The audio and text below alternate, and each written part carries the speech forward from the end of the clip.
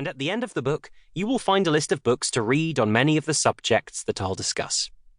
A lot of what we're going to look at is based on my own experiences that I've spent years trying to understand myself. I've also observed the journeys of others I've encountered over 30 years of professional life. The approach that I share in this book has saved me from serious problems on more than one occasion. It's given me the ability to pitch unpleasant experiences overboard, retain my focus, and keep rowing my boat. So has everything gone perfectly? Certainly not. I make my own mistakes and end up in trouble just like everybody else. Even in situations where I really should have known better, I've sometimes managed to mess things up all by myself. And sometimes the world doesn't go my way at all. A few situations come to mind. When I was 10 years old, my family moved hundreds of miles away from everyone I knew. I misjudged the willingness of a potential client to do a deal, and that carelessness meant a missed contract for a lot of money. On one occasion, I wrote a grumpy letter of complaint to my employer, the biggest business bank in Scandinavia. The letter went right up to the CEO, who phoned me and gave me what for. At first, nobody was interested in the original Swedish manuscript of Surrounded by Idiots, my first book. About 20 publishers said no, some of them rather brutally. I had to publish it myself. After the publication of my first book, I was pursued by a malevolent stalker. I've gone through 2 divorces. Of course, this list of failures, setbacks, and difficulties could be far longer.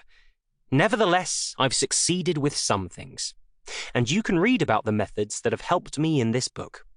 You'll learn how to never forget where you're going in life, not worry about what other people think of you, know which people really wish you well and who doesn't. Learn from every setback so that you won't run into a brick wall again. Stay on track, even when the people around you are doubtful. Turn a setback into a success. Stop wasting your time on the wrong things. Deal with your fears. Achieve long-term success without giving up on the way. Knowledge is not power. That familiar old expression, knowledge is power, is indeed deceptive. Knowledge is not power. The world is full of enormously well-educated people who, if we're being honest about it, aren't doing particularly well. People with all the right letters before and after their names. They know just about everything and can quote every possible theory, but they don't even have power over their immediate environment. So what is knowledge? Well, knowledge is potential power. If you use it, that is. It makes no difference what you know and what you are capable of doing. Not even if you have an IQ higher than anyone south of the North Pole. However well-read you might be, and whomever you may have listened to, whichever books written by the world's cleverest people you may have read, it makes no difference. No difference at all. What you are capable of is beside the point. What you know is irrelevant. The only thing that matters when it comes to dealing with obstacles and creating success is what you actually do. In the United States, 44% of all doctors are overweight. Newsweek, October 2008.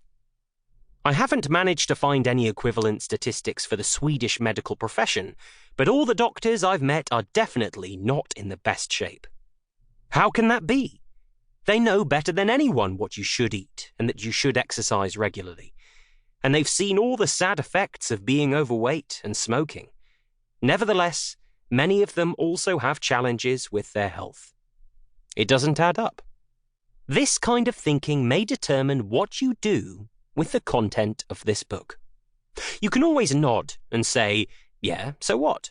Or say, I don't believe that. Or you can test it yourself. You won't know whether it works for you until you've given it a try. The problem is bigger than that.